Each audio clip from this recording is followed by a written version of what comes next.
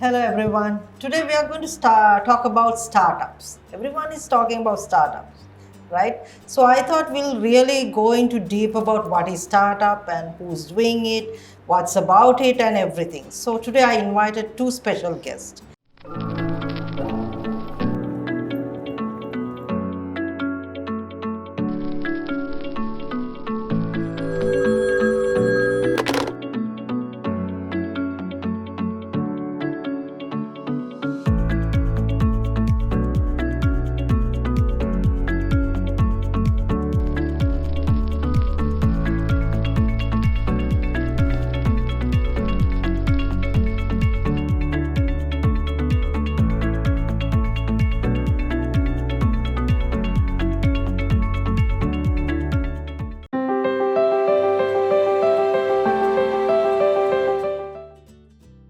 So one is Enosh Praveen Founder of Arteculate. Did I tell it right? Arteculate. Okay. Then Randhula de Silva. Everyone knows who Randhula is. Founder and CEO of GoodLife X. Hi Randhula. Hi Enosh. So it's going to be a very informal, right? Enosh, if I ask you to introduce yourself, how would you like to introduce yourself? Tough question to start off with, but myself, I look at myself as a person who likes to tell stories. So from a very early age, that's something that I realized, and I started telling stories at school. Coming up with various magazines. Then when I went to my first work, my job at Dialogue, I kind of dabbled with magazine as well, and then now running a startup, which is actually telling stories. So you are a storyteller. Storyteller, yes. Okay. Randhula. Everyone knows Randhula and they put you onto startups, entrepreneurship. Actually, who is Randhula? I think I'm simply a person who represents possibility. I see possibility in the most impossible places, I think, and I really enjoy disrupting conventional things in order to evolve all of us into a better place. And be it startups, entrepreneurship, art, whatever I do, I think that's what I try to do with anything I do. So I think it's hard for people to figure out where to put me, but I think possibility is in everything. So that's what I am. So we have a storyteller and we have someone who believes in possibilities, right? So now you both are talking about startups and you all have all these webinars. What's this startup means? Because that's something I have been trying to figure it out, because a lot of young people come to me and say, I'm doing this startup. Then after 1 year, if I meet them, I ask what happened to that startup. No, now I'm doing something else. So actually, what is startup? I think first of all to tell about webinars. So we need to apologize for that, because I think from the time the lockdowns happened, we had no other way of doing these programs. And keep transferring knowledge. So I think it just came out with a surge of webinars. It kind of got a bit out of control because when everybody starts doing webinars, it was kind of too much to handle. But in a way, I think that also kept the lockdown period kind of manageable, because there was a lot of content being shared online. About startups, I would say if anyone or any team is out there to solve a problem in an innovative way, that is basically essentially the basis of a startup itself.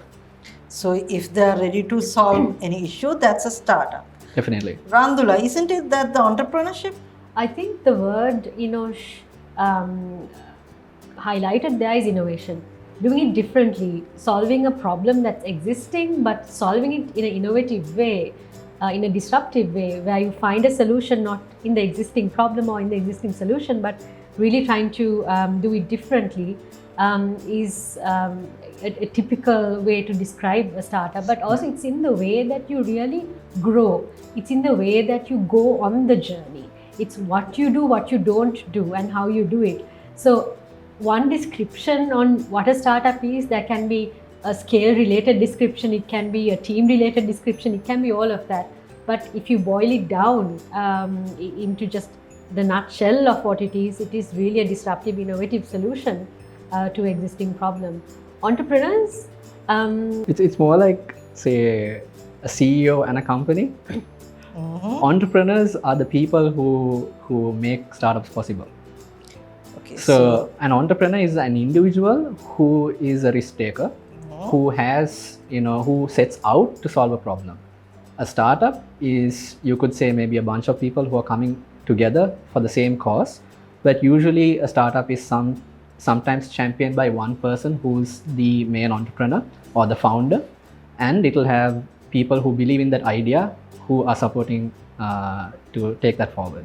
So there's a common denominator between, let's say, a family-owned business and a startup. There is an entrepreneur in both senses. But what makes a startup is the way in which they do their innovation or they provide their solution. Okay. There'll be a lot of gray areas. Yes, gray areas. I would say like this. Entrepreneur is someone who believes on something and who does it for the market on a way of that person does it. But startup is someone who brings the innovation into an entrepreneurship, right? And also startup I just want to figure it out. Does startup become entrepreneur or entrepreneur become a startup? Entrepreneur is an individual, right? Yeah.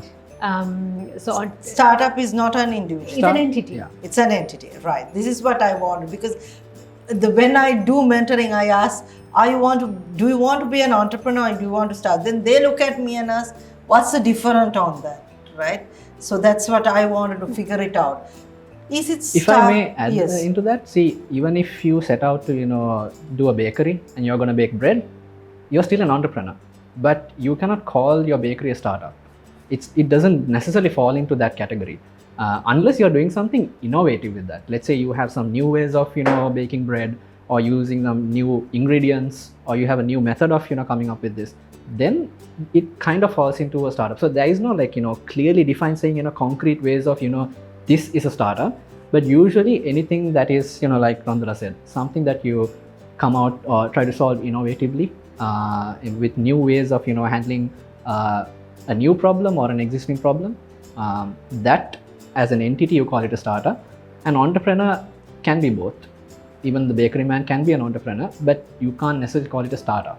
Okay, now I got it. So is startups are very much the generation, the teenagers and all up, right? And entrepreneurship I can see all people who are becoming like middle age coming up.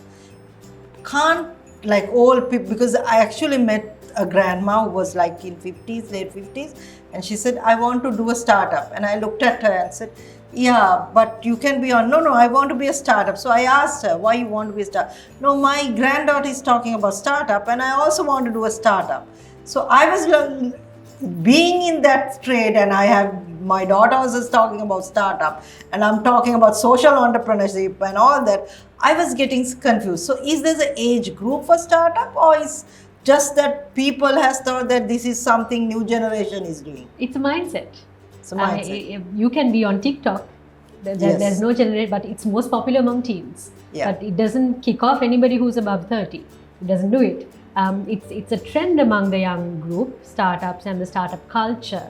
But that doesn't eliminate a 60-year-old grandma wanting to do something really badass and innovative. Yeah. So there is no age group. There is no age group. Right. In Sri Lankan startups, you all are championing on startup. Do we really have startups, or do we only have a trend which is going on in Sri Lanka? Interesting question. I'm sure both of you will answer in different ways, but I would say, looking at the past 10 years, very recently startups and entrepreneurship have become kind of a fancy thing. It has become a fad. So I think maybe many people who are getting into startups or become an entrepreneur, they're maybe not necessarily doing it because it originated out of a need. It's just because they're just going with the flow, like everybody else is doing it, let's do it as well. So I would say as of recent, yes, what you're saying is true. It has become kind of a trend. What is your view? So I think this is systemic change, right? When something starts, you have the early adapters.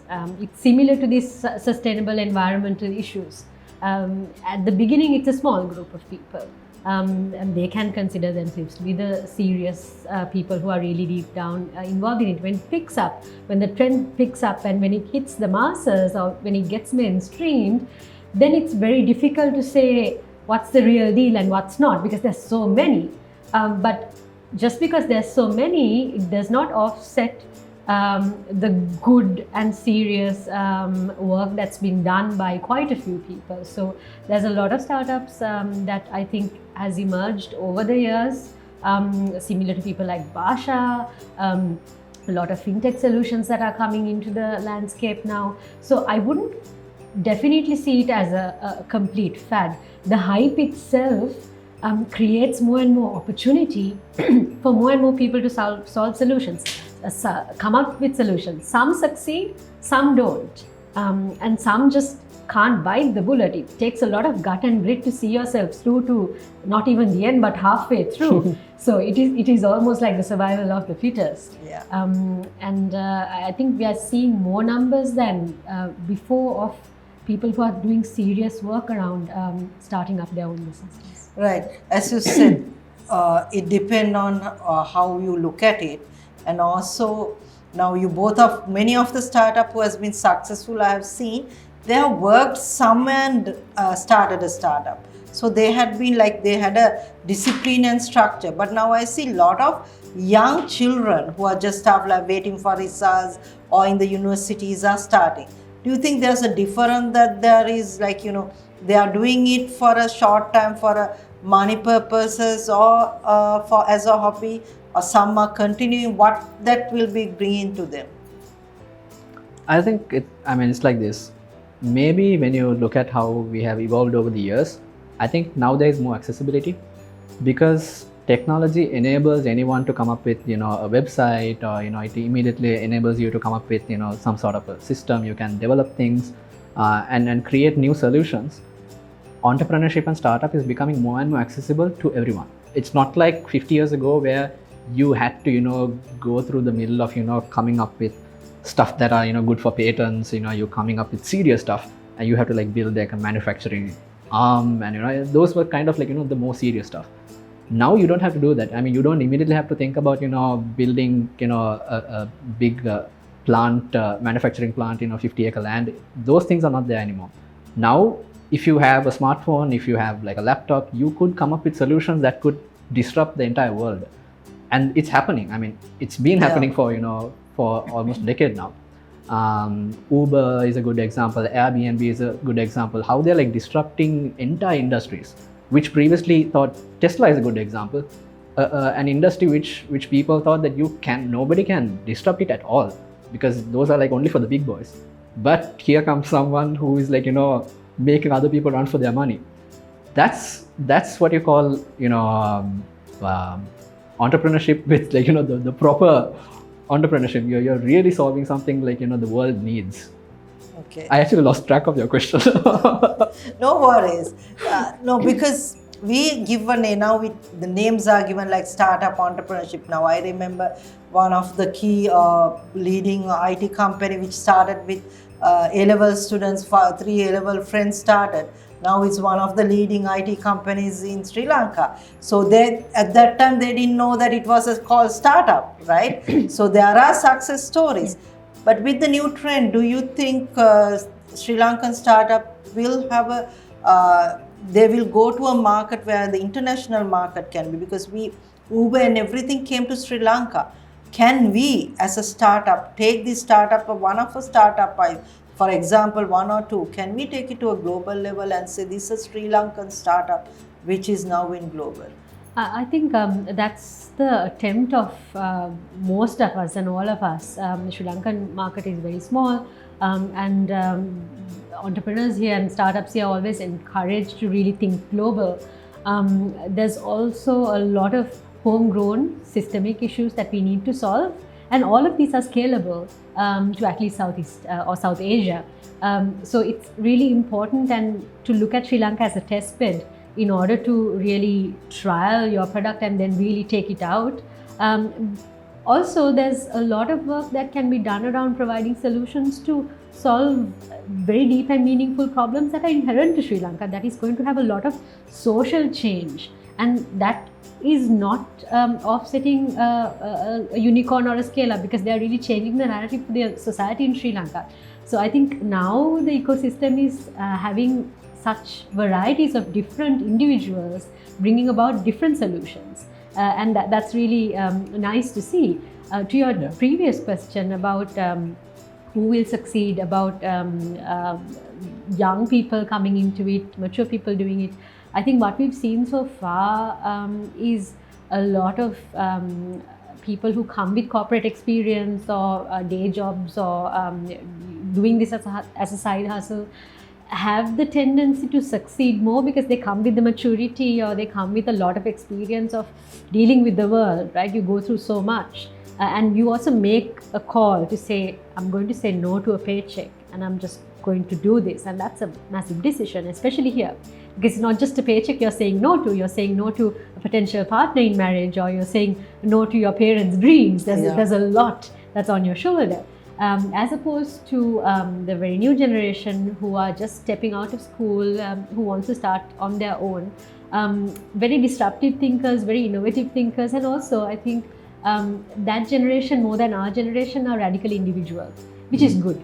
And that's the trait that they would bring into their own startups. So we are yet to see how they would perform, but I'm very excited and hopeful for them as well. You're correct, because they are not going to go with what we are giving. They are bringing a new plate, and their taste is different, and what they want also different, right?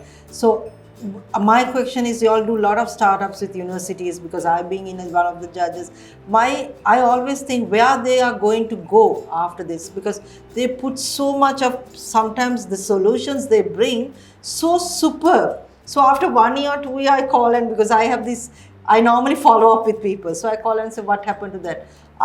It's there, I gave it, but I'm not doing it. I'm working on this government organization. So I said, what happened to it? Why you're not doing it? See, that was my project. So has this startup has become a project for people to, because they put up so, all this competition has so much of good things. And I looked at it, I looked at the young people and think so innovative. And I myself being entrepreneur, I sell it also, because I know there's a market. But I feel so sorry that they do not see a market. They cannot see how it can be make money. But they look for, as you said, they do not take that risk. They go for that job security. So how you all are planning to change it, and what will bring to them, even because everyone is not going to be in startup. They also, because we need employees also, while we have employees. So how both of you are thinking that this will change, especially for university educated generation? I think I can answer that in two parts. So first of all, about good projects and good solutions. There's a famous example of McDonald's burgers. You can be an individual who has a kitchen, and you could probably do the best burger in the world. Yeah. But doesn't mean that everybody is going to come to you to buy that burger. Why? Because you have the best burgers, but you don't have the system. Yes. So people still, even though the burgers are not good or not great, people still go to McDonald's because they have established a system. You could get a McBurger from almost anywhere in the world. And that system is usually the hardest to fine tune. And that is what's going to take a lot of experience and learning and maybe even failures to get there. And this is also one of the reasons why people who maybe do some jobs, they have experience and then go to do startups, they already have packed a lot of experience already, and they know how to navigate. It's not that they have all the answers, but they are better able to navigate with better experience. Opposed to, say, someone who's starting out early, they probably have the best product, but that's not enough. A good product doesn't mean that it will sell well, because product is just only one part. They know all the other building blocks of how do you pitch it, how do you sell it, how do you market it, how do you price it, how do you do customer service, your lifetime of the product and your clients, and there's so many things. So just because there is a university team who has a good product doesn't mean that in itself is a formula for success. Having said that, If you take the university students itself, probably I think maybe because of our education system, nobody is taught to take risks because you're taught to follow what you're taught. Yeah. So even though there is programs like hackathons, they tend to do it like a project in itself, and that's why they even answer saying, okay, it's my project, which means they didn't think beyond that. They didn't even think about, even when they get good comments from the judges saying, this is something that you need to pursue outside, they are never even thinking that. They are thinking, okay, how can I pitch this to my next employer and saying I did a great project like this, hence I'm good for this job. So that is a mentality, I think, probably from the education system itself that we probably need to change, so that naturally they would take risks, naturally they would want to explore. I totally agree, but I put this: isn't that they have less seen successful startups? Startups talking about how they have taken the risk and how they have been successful. Don't you think there is a gap that they do not see more, how do I say, more startups coming up and tell them that we took that risk, we made who I am today. This is our brand, this is where we made a project, but someone told us this is going to be successful. Don't you think that also need to come up in this thing? I mean, you have that stories also which are slowly coming up. I think Basha is a good example. Arimac and Pick Me is a very good example. So there are stories definitely out there. If you need inspiration, there is already inspiration out there. I'm asking local. Locally, yes. So most of the companies that I named are all local. Locally, there are stories. So it's not as as developed as maybe in other parts of the world, but definitely we do have some really good stories. But I think lots of things needs to. It's an entire infrastructure. It's not just handling only one piece of the puzzle won't work. So there is so many things that needs to come together. I'm sure Randhula can add. Yes. I think the stories were always there. Even before the Pick-me's of the world came to be, during my parents' generation, they were successful entrepreneurs. They were not named as startups, but they were successful businessmen. Multi-conglomerates we see here today started somewhere, right? Yes. But Siddhalepa is a startup? Pardon? Siddhalepa? Yes. Yeah, exactly. Probably. So, Navaloka is all of these all are entrepreneurs. Yeah. Look at Lakmini, Bonepack. But we were always taught as children. I've heard this many times from my parents or even my relatives or as a child in school. Business nang karanna. Yes. So there's a taboo around it that we need to break. It's not just the success stories that's going to help. The social taboo needs to be broken, and it's happening. It's happening a lot more rapidly than it used to 10 years ago, and that's great because there's a lot of startup ecosystem enablers and entrepreneurial enablers for doing that. And then on top of it, a very good example of how it's done already in the local ground for 10 plus years now in Jaffna by YAL IT.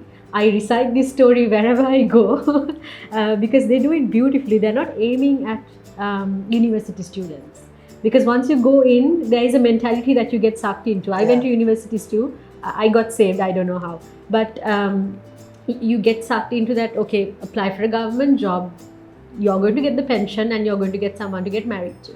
They have set up coding schools for college dropouts, people who pass A-levels or do A-levels and don't get into university. Amazing age, they are young, they don't have an immediate next opportunity, and they're curious to learn coding, and it's only 6 months. It's a boot camp.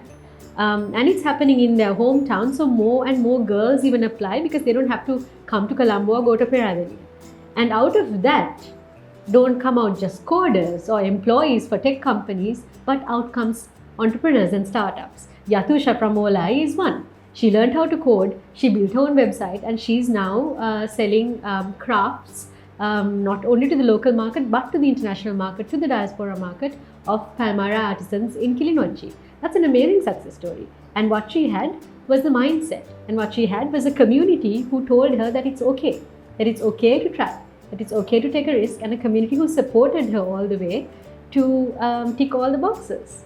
So I think it's coming, as you said, because many of us, what you said was that there is a social stigma.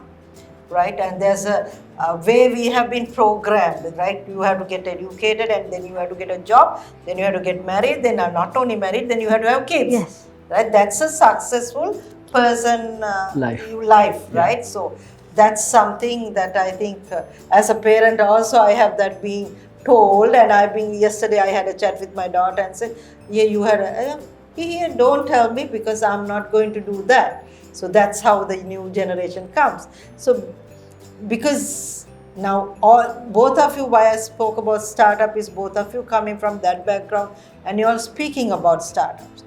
Before I finish it, I want you all to answer it as individuals, right? Do you think that your startup will pay off you all in another 10 years' time to be a successful entrepreneur, a businessman and a woman, where you can give so many people employment in this country? That's a very good one. So this is where I would also say that, entrepreneurship is not built for everyone, especially in a startup setting. Because you need to be blindly optimistic. But then again, once you get into a startup, you shouldn't be blind. You need to, as much as possible, find support with numbers and facts and your trajectory, all of that. But then again, there is this one element of being completely crazy and completely optimistic, that anybody from outside who sees you, they think this guy's nuts. Yeah, that's for sure. That's so. So that aspect is where I think most of the entrepreneurs, successful startups that you see right now, sometimes would have been ridiculed or laughed at back in the early days. But over time they prove everyone wrong. I think again Tesla is one of the best examples for this, because at one point people laugh at them, and at very next moment they are like disrupting everything, multiple industries. But this also, I would say, also maybe has to come down from the parents as well, because most of the people I'm asking you, yeah, so from my perspective, will you be able to will you be successful in another 10 years? Will you be able to provide employment for Sri Lankans? Definitely. So right now I'll say why also, because since it has come from we look at, most of the time we look at our parents and we try to imitate them. I think from the very moment that I even suggested the idea of I'm just gonna quit my job and I'm gonna do something, there was no objection from my parents. My dad probably helped me to get that initial registration. He went and got the documents and gave it to me. That support is like more like that's validating, okay, you're not doing something crazy. And he himself, my dad himself, has he's an entrepreneur himself, like he has tried so many things which I've grown up to seeing. He has done so many things. He has also failed in many things, like he has gone out to do some weird crazy stuff. Now we can call it startups. Back then it's just random ideas. But looking that, and then him being able to carry himself, just looking at it, because I think probably that's where I saw startups, what it is actually.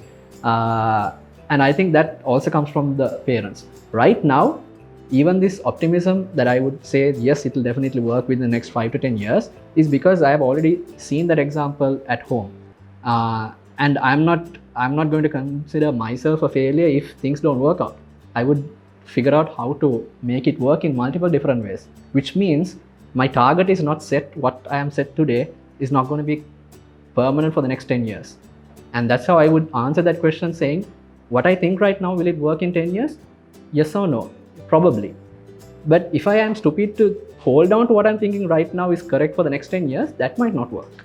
Okay, great answer. Your Randhula? So I don't measure success in terms of scale, growth, numbers, or I'm not a linear thinker. I'm a very lateral person.